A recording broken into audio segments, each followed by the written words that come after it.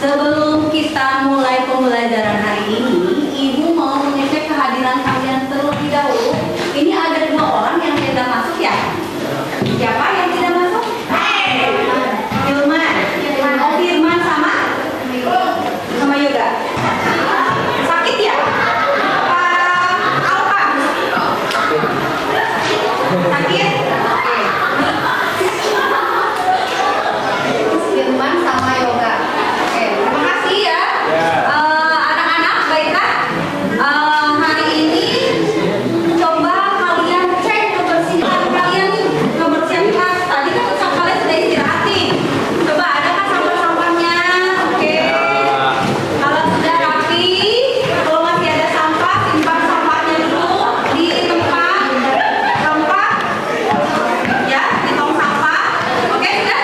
Nah, sekarang persiapkan alat tulis kalian, buku paket, kemudian alat tulisnya siapkan, karena kita hari ini akan belajar, ya? Oke.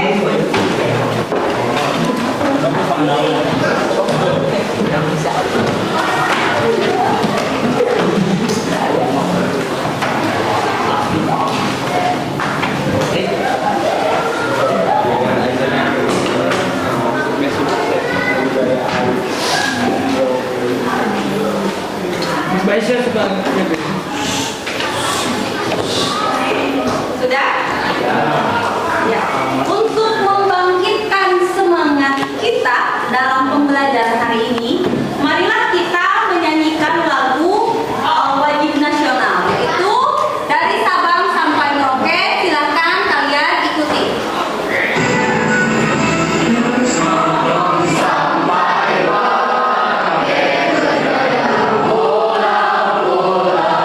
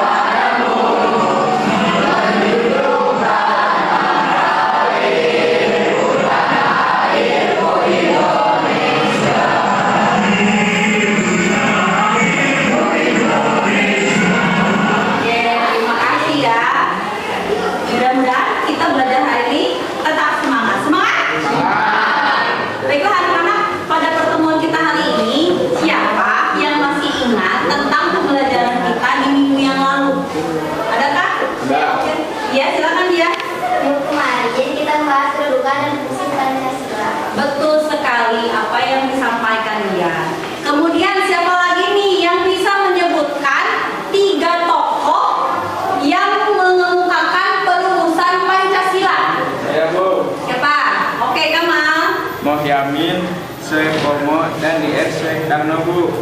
Iya, betul. Muhammad Yamin, Supomo, dan Insinyur Sukarno. Bagus ya. Nah, sekarang pertanyaan yang berikutnya nih, yang ketiga.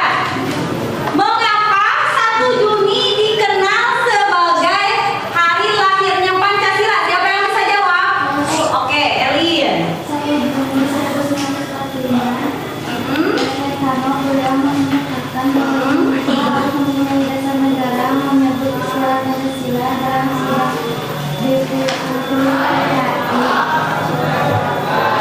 Ya, apa yang dikatakan oleh Dian, apa yang dikatakan oleh Kamal, dan apa yang dikatakan oleh Elin, semuanya itu betul ya. Beri tepuk tangan untuk mereka.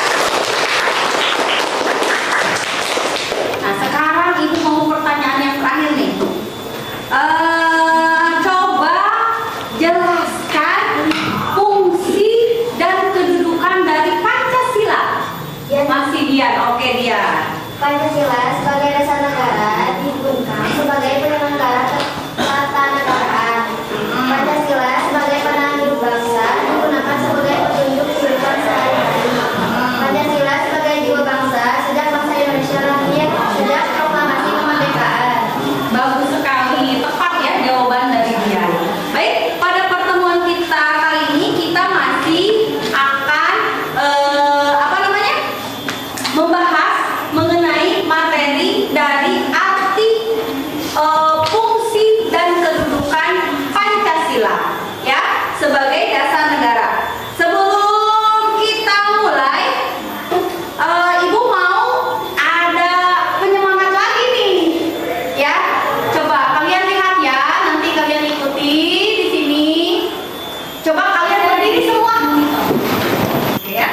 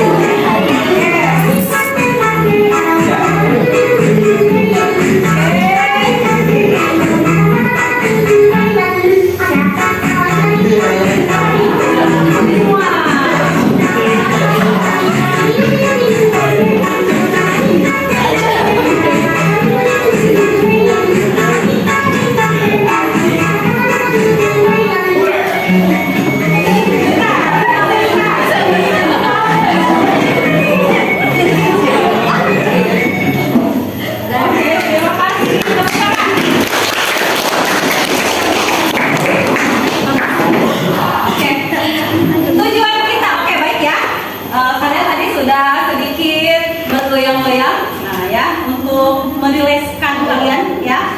Tujuan kita pada pembelajaran hari ini yaitu kalian bisa menganalisis kedudukan dan fungsi dari Pancasila ya sebagai dasar negara secara mandiri ya. Kemudian nanti kalian diskusikan dengan teman-teman sekelompok dan mempresentasikan ke depan kelas. Kalian sudah siap belum? Siap. Mana suaranya sudah siap belum? Siap. Itu. Kalau belum siap nanti ibu dikasih lagi dipinguin lagi nih. Oke ya. Terima kasih. Baik. Ibu akan menayangkan slide Canva di sini yaitu materi tentang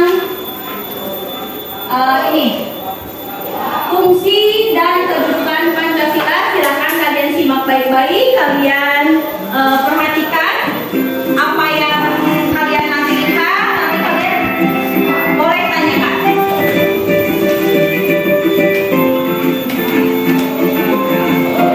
Catat yang kira-kira memang penting.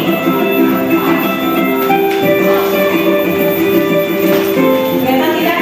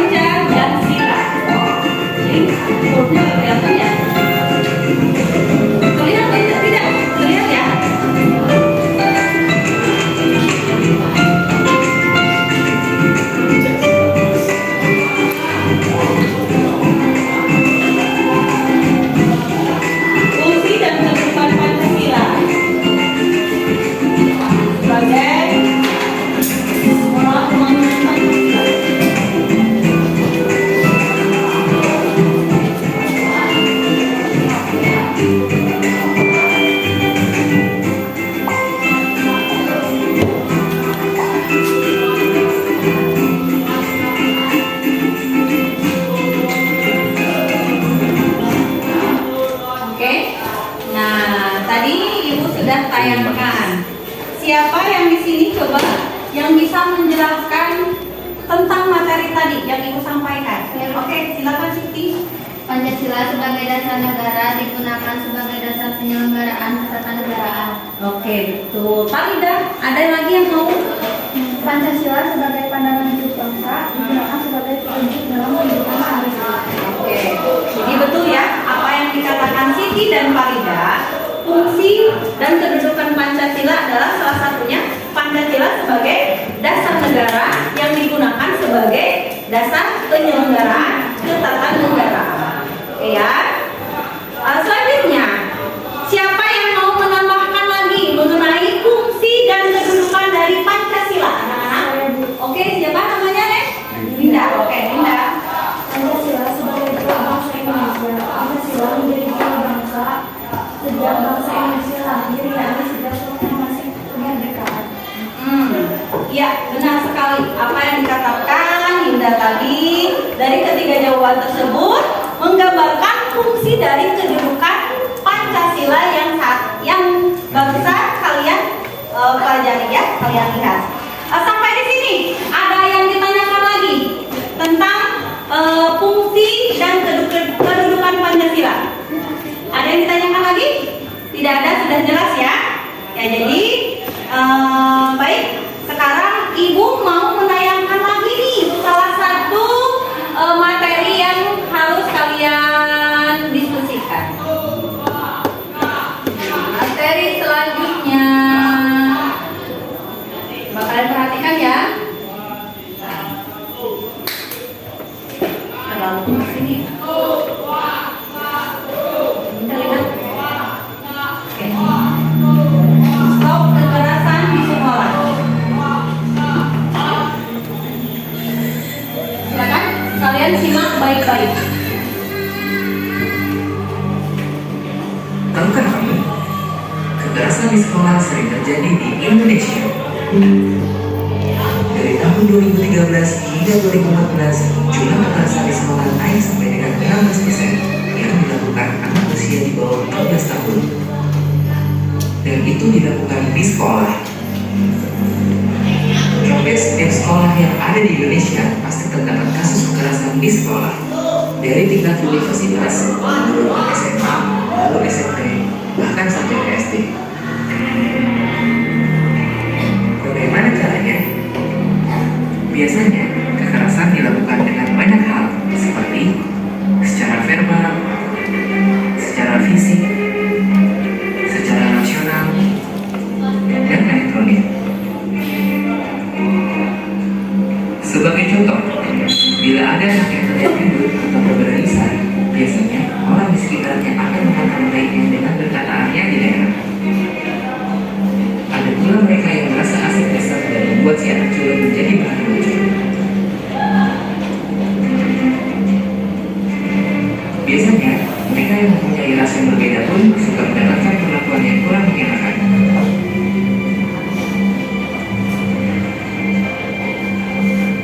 Zaman pun berubah.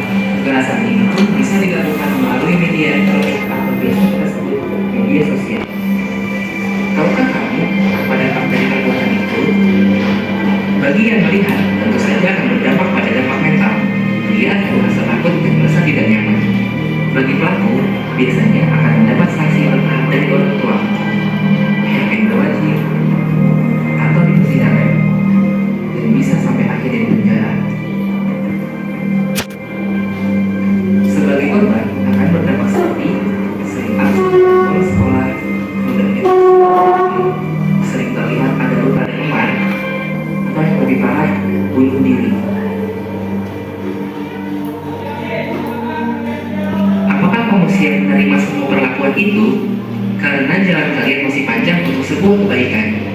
Stop kekerasan di sekolah. Oke.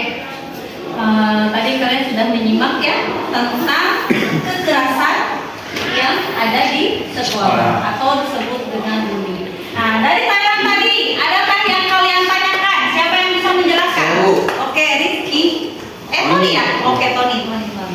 Merakyatnya kasus bullying pada area pendidikan di Indonesia Ya betul, maraknya kasus bullying yang di area pendidikan Indonesia. Nah di sekitar kita pun banyak ya. Pernah nggak kalian mengalami kasus bullying? Ada nggak yang pernah? Pernah? Pernah ya, pernah. Nah, tidak boleh ya itu teh. Sekarang siapa lagi nih yang mau menjelaskan selain Tommy? Oke, Rizky. Bullying merupakan salah satu bentuk kekerasan yang dilakukan dengan sengaja.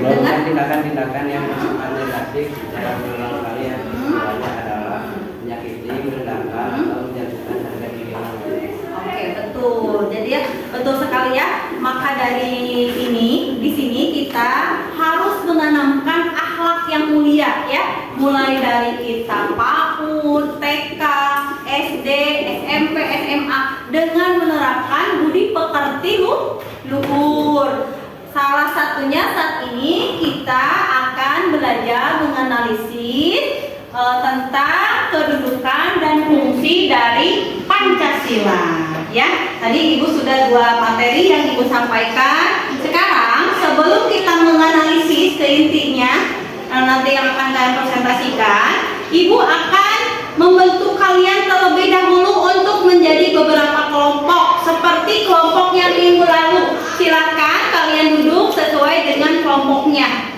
Oke, siap. Sudah siap belum? Siap. Silakan.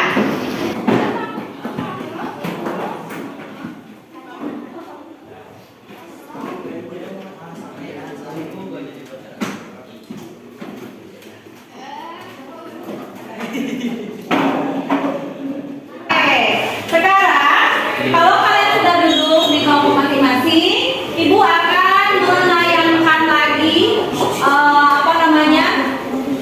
tugas kalian di sini. Selain itu depan, nah di sini ya, ini tugas kalian yang nanti kalian bisa lihat. Ibu diperbesar. Terlalu besar ya?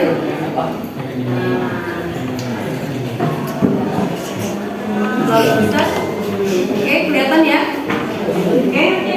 Ibu akan membagikan. Selain ada di layar, Ibu akan membagikan kalian LKPD-nya. Nanti silakan kalian kerjakan. Kalian diskusikan bersama teman-teman.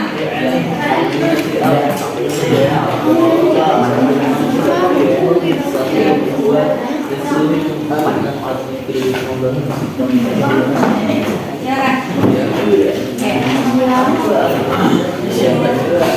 Silakan kalian diskusikan, Neng. Jangan ngelamun aja sama teman-temannya ya. Nanti ini di resume pertanyaan 1, kedua, ketiga, keempat, dan kelima. Nanti kalian presentasikan ke depan. Ya. Ibu kasih waktu selama 15 menit. Oke, siap? Oke.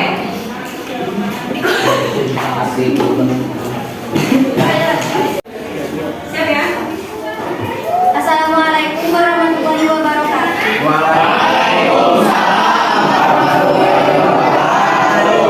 Saya perwakilan dari kelompok 2 akan mencoba mempresentasikan hasil kerja dari kelompok kami. Sebelum kami memulai hasil kerja sama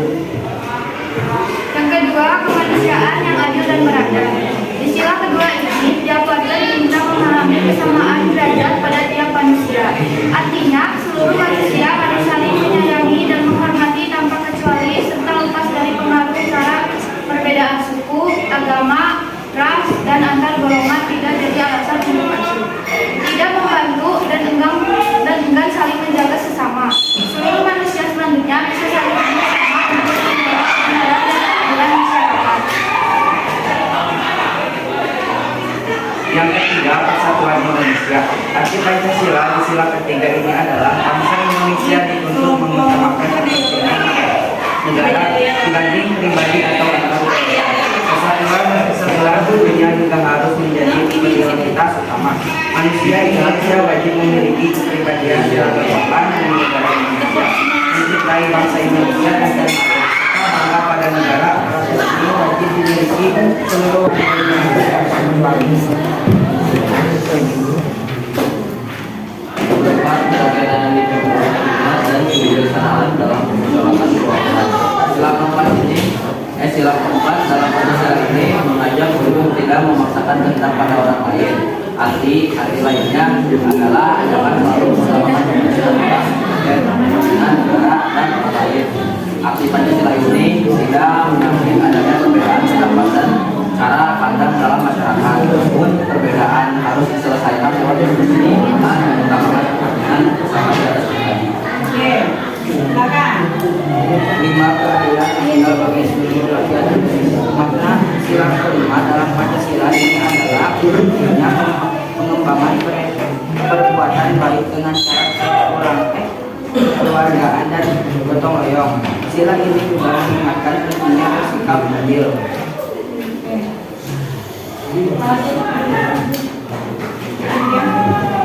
Demikian presentasi dari kami.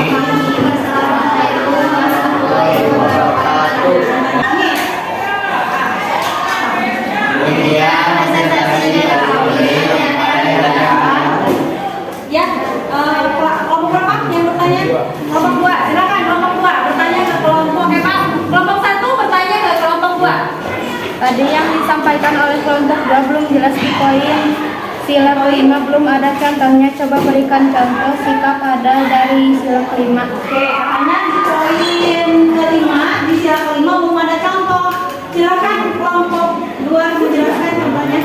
Saya akan menjawab pertanyaan kelompok 1. Sila kelima, contoh sikap adil adalah menjaga keseimbangan antara hak dan kewajiban. Jangan sampai warga Indonesia hanya menuntut hak namun melupakan kewajibannya. Hal ini yang tak kalah penting adalah selalu menghormati hak orang lain. Oke. Sudah jelas belum? Kelompok 1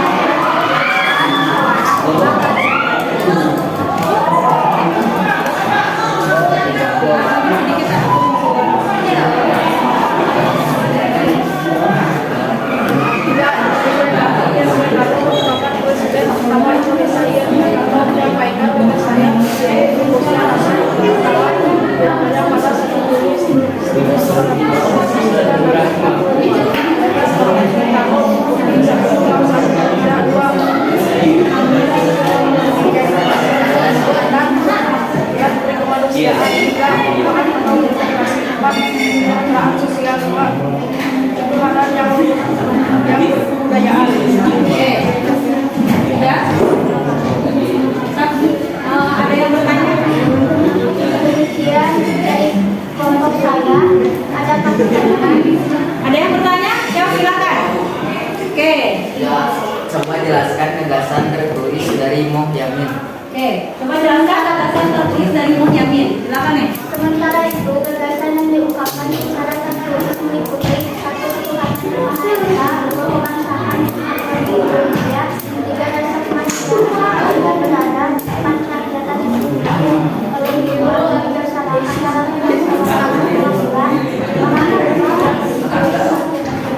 Oke, bagaimana kelompok 3 sudah paham? Oke, silakan ditutup. Sekian presentasi dari kami. Assalamualaikum warahmatullahi wabarakatuh.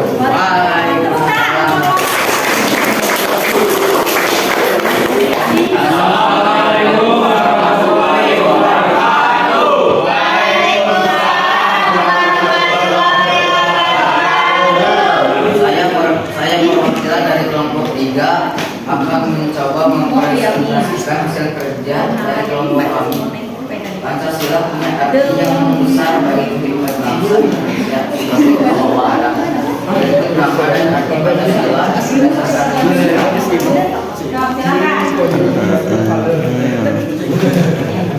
Satu kecuali yang mana arti Pancasila dari sila pertama ini adalah warga negara Indonesia percaya dan berkewajiban pada perwujudan dan mewujudkan rasa percaya dan takwa berkaitan dengan agama dan kepercayaan yang Pancasila mengajarkan warga Indonesia tidak saling memilih dan menghargai toleransi memungkinkan Indonesia kehidupan yang subur.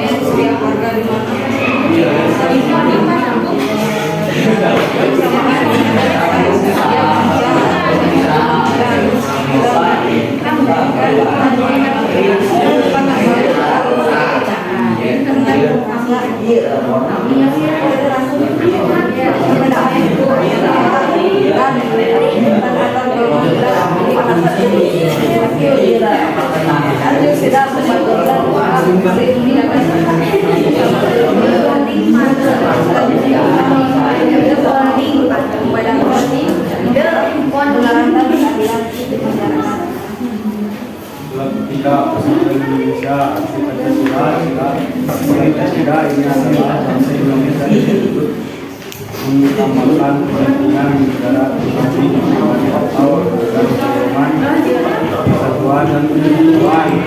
Kita sudah harus menjadi kepribadian memang dari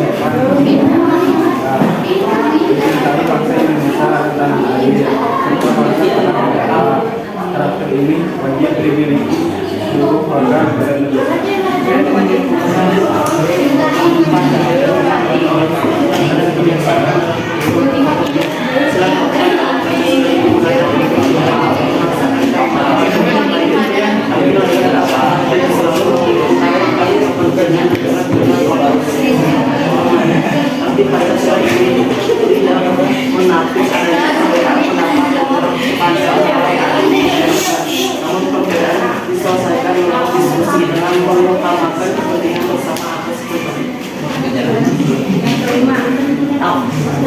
Siap bertanya. 5. Kira-kira bagi seluruh rakyat Indonesia. Makna sila kelima dalam Pancasila ini adalah pentingnya pengembangan perbuatan baik dengan cara kekurangan dan kekemauan manusia. Itu juga meningkatkan pentingnya bersikap adil. Nanti dulu. Ada yang bertanya? ada yang bertanya. Demikian, siapa? Demikian presentasi dari kelompok 3. Demikian dari kelompok 3. Ada yang bertanya. Ada yang bertanya? Tanya. Oke, yang bertanya kelompok 4. Tadi yang disampaikan oleh kelompok 2 belum jelas sila kelima itu ada contohnya, coba berikan contohnya. Kalau ada dari sila kelima. Contoh, sikap kalian menjaga keseimbangan moral dan kewajiban, jangan sampai warga Indonesia hanya menuntut hak namun mengungkapkan kewajiban hal yang dan hak penting adalah selalu hak orang lain. Oke. Sudah? Kelompok 2? Kelompok 4 sudah ini? Sudah paham? Oke. Ada yang lain yang bertanya yang lain? Adakah? Tidak ada. Kalau tidak ada, silakan kalian ditutup. Boleh pakai yel-yel. Tutupnya gimana nih? Coba ibu mau tahu nih. Coba. Tepuk apa? Oh, tepuk PKN. Apa? So, 1, 2, 3.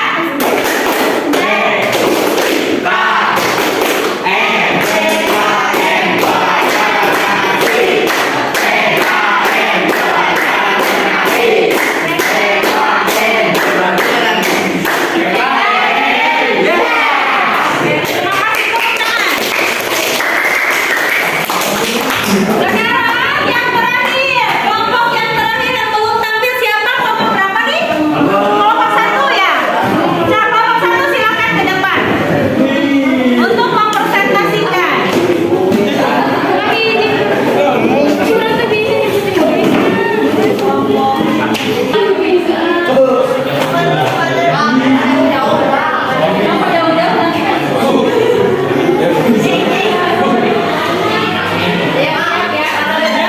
Ya mulai dulu. Udah siap? Ya udah kamu tadi kelihatan. Assalamualaikum warahmatullahi wabarakatuh.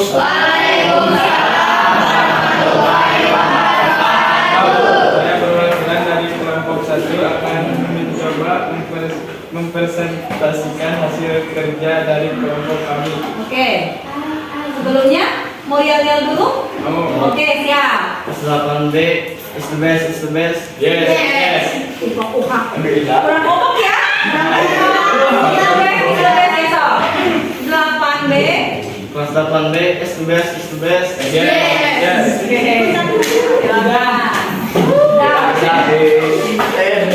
Siapakah yang pada yang merumuskan Pancasila? Ya, siapakah the founding father yang merumuskan Pancasila? Silakan dengarkan. Pertama. Iya. Muhammad Yamin adalah seorang sastrawan, budayawan, sejarawan, politikus, dan ahli hukum. Muhammad Yamin memberikan gagasan terkait rumusan dasar negara dalam bentuk lisan dan tulisan. Gagasan lisan yang diungkapkan pada 9 Mei 1945 meliputi 1. Beri kebangsaan, 2. Beri kemanusiaan, 3. Beri ketuhanan, 4. Beri kerakyatan, 5. Kesejahteraan rakyat. Oke. Kemudian berikutnya. Oke. Siap.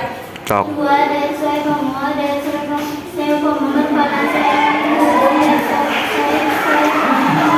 gagasannya terkait rumusan dasar negara dalam sebuah pidato pada 31 Mei 1945. Gagasannya meliputi 1. Persatuan, 2. Kekeluargaan, 3. Keseimbangan lahir dan batin, 4. Musyawarah, 5. Keadilan rakyat. Oke, berikutnya.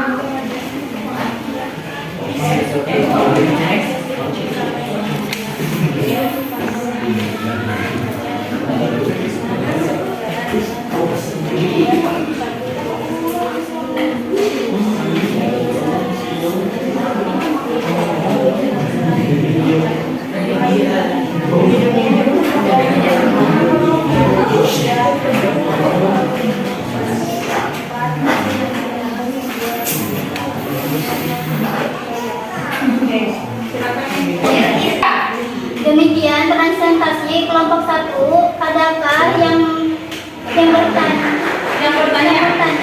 Oh, ada kan yang bertanya? Presentasi kelompok 1. Izin bertanya. Oke, siap. Coba jelaskan gagasan tertulis dari Yamin.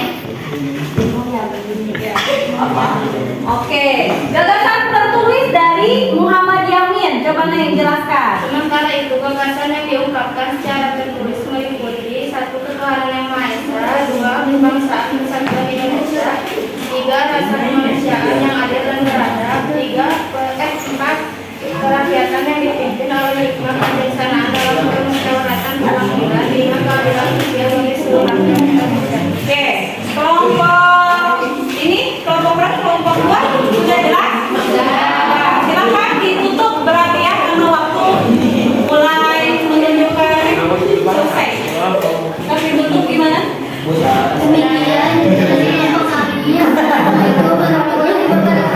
Teman-teman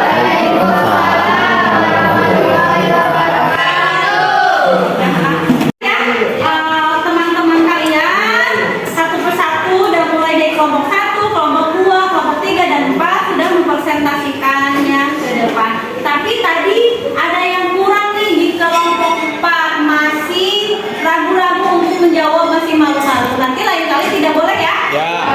Harus belajar pede lagi, harus lebih pede lagi. Baik, karena waktu kita sekarang sudah mulai habis nih, sebentar lagi habis. Ibu ingin kalian mengevaluasi, menyimpulkan, merefleksi hasil belajar kalian hari ini. Siapa yang mau menyimpulkan, merefleksinya? Saya, Bu. Oke, Erin. Kesimpulannya hari ini kita belajar tentang fungsi dan kedudukan Pancasila. Satu, Pancasila dan menguji apa dasar negara yang dijadikan pedoman bangsa Indonesia sebagai negara. Dasar negara. Dua, Pancasila merupakan sebuah pikiran, musyawarah dan mufakat yang dilakukan para tokoh penting pada masa perjuangan kemerdekaan. Oke, terima kasih. Baik sekali ya jawaban dari Elin. Sedikit, Ibu akan menambahkan kesimpulan dari Elin, yaitu tentang fungsi dan kedudukan Pancasila. Pertama, Pancasila sebagai dasar negara, sebagai pandangan hidup bangsa, sebagai jiwa bangsa Indonesia, juga Pancasila sebagai pribadi bangsa Indonesia. Kemudian Pancasila juga sebagai sumber hukum ya di Indonesia. Kemudian Pancasila sebagai perjanjian luhur dan Pancasila sebagai cita-cita tujuan bangsa Indonesia, dan terakhir Pancasila sebagai moral pembangunan. Alhamdulillah sekarang waktunya sudah habis. Mari kita akhiri pembelajaran ini dengan mengucapkan Alhamdulillah. Terima kasih kalian sudah belajar dengan tenang dan tertib. Nanti minggu depan kita masih akan belajar tentang fungsi dan kedudukan Pancasila. Wassalamualaikum warahmatullahi wabarakatuh. Waalaikumsalam warahmatullahi wabarakatuh.